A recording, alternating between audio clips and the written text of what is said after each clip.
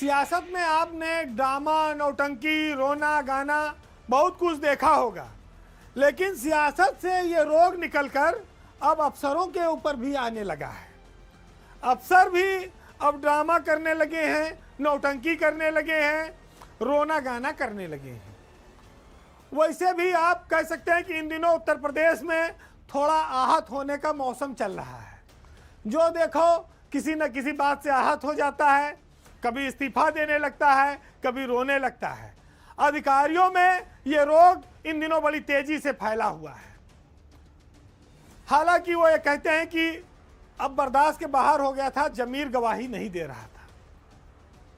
मैं ये नहीं कहता हूं कि लोगों का जमीर मर गया है, लेकिन इस प्रदेश में और देश में नौकरशाही में भ्रष्टाचार का रोग जिस तरह से लगा है, उससे जमीर शब्द का इस्तेमाल करना भी उनके लिए पाप है। गरीबों का खून चूस कर भी जिनका जमीर न जागता हो, अन्याय करने पर भी वो न बोलते हो, रिश्वत के पैसे लेने पर जब वो आहत न होते हो, तब वो किस जमीर की बात करते हैं? वो बात करते हैं कि एक धर्म गुरु को स्नान नहीं करने दिया गया तो हमारा जमीर, हमारी भावनाएं आहत हो गई, और दूसरे सज्जन ने कहा कि धर्म गुरु ने सरकार की आलोचना कर दी, हम तो सरकार का पैसे से वेतन लेते हैं, हमारी भावनाएं आहत हो गई, हम भी नौकरी नहीं करेंगे, हम भी इस्तीफा दे देंगे। इतना तो अपने माँ बाप, भाई बहन और बेटे के लिए लोग आहत नहीं होते, जितना सरकार में रह के अधिकारी, संत महात्मा और सरकार के लिए आहत हो रहे हैं। मामला बरेली के सिटी मजिस्ट्रेट अलंकार अग्निहोत्री का है, जिन्होंने 26 जनवरी के दिन झंडा फहराने के बाद अपने पद से इस्तीफा दे दिया है। उनका आरोप है कि माघ मेले में संत अविमुक्तेश्वरानंद जो आए थे, उनको स्नान नहीं करने दिया गया। उनका दूसरा आरोप है कि यूजीसी के जो नए नियम आए हैं वो सामान्य वर्ग के छात्रों के लिए जहर हैं, उनकी जिंदगी बर्बाद कर देंगे, ये सवर्णों का अपमान है। अलंकार अग्निहोत्री ने जैसे इस्तीफा दिया, सोशल मीडिया पर डाला, प्रदेश में आग लग गई। डीएम के बंगले में बुलाए गए, वहां कहते उनको बंधक बना लिया गया। फिर वो कहा उन्होंने कि हमारा सामान फेंकवाया जा रहा है। हालांकि सरकार ने उनके स्क्रिप्ट पर उनको सस्पेंड कर दिया है और बरेली के मंडलायुक्त को पूरे मामले की जांच सौंपी है। सिटी मजिस्ट्रेट अलंकार अग्निहोत्री कितने क्रांतिकारी हैं ये तो लोगों को नहीं पता है, लेकिन वो लखनऊ में नगर निगम में भी थोड़े दिन तैनात रहे हैं। तब शायद उनका पाला तत्कालीन मेयर, आज की मेयर सुषमा खरकवाल से पड़ा था, लेकिन वो बात लोग भूल गए। अलंकार अग्निहोत्री ने इतनी उनकी भावनाएं आहत हो गई कि अपनी 10 साल की नौकरी को लात मार दी। डायरेक्ट पीसीएस अफसर थे, अभी आगे तक जाते। क्यों ऐसा किया उन्होंने, ये वही जाने। वो सियासत में जाएंगे, क्या करेंगे, लेकिन ये जरूर है कि उन्होंने एक ऐसा मोर्चा खोला जो सरकार को असहज करता है। हालांकि उनके डीएम अविनाश सिंह भी इस पूरे मामले पर चुप्पी साधे रहे जब कहा गया कि उन्होंने उनको घर में जबरिया बैठा लिया।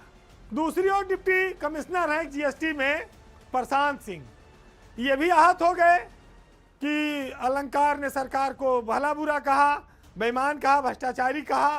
वो संत भी सरकार को गाली दे रहे हैं, सरकार को, मुख्यमंत्री को तमाम बातें, अनर्गल आरोप लगा रहे हैं। हम सरकार से तनख्वाह लेते हैं, पैसा लेते हैं, हम नौकरी ना कर पाएंगे, हमारी भावनाएं आहत हो गई। प्रशांत सिंह ने काउंटर इस्तीफा दिया, मामला बराबर हो गया। एक सरकार के खिलाफ गया, एक सरकार के पक्ष में गया इस्तीफा। लेकिन थोड़ी देर बाद प्रशांत के भाई ने उनकी पोल पट्टी खोल दी कि ये तो विकलांग कोटे से फर्जी भर्ती हुए थे नौकरी में, इनकी जांच चल रही है, ये किसी दिन फंस जाएंगे। तो ये हुआ भाई, ये कैसे? बोले कि ये इलाहाबाद में पढ़ते थे और इन्होंने फर्जी सर्टिफिकेट बनवा लिया विकलांगता का, और वहीं से ये भर्ती हो गए, जीएसटी में कमिश्नर बन गए।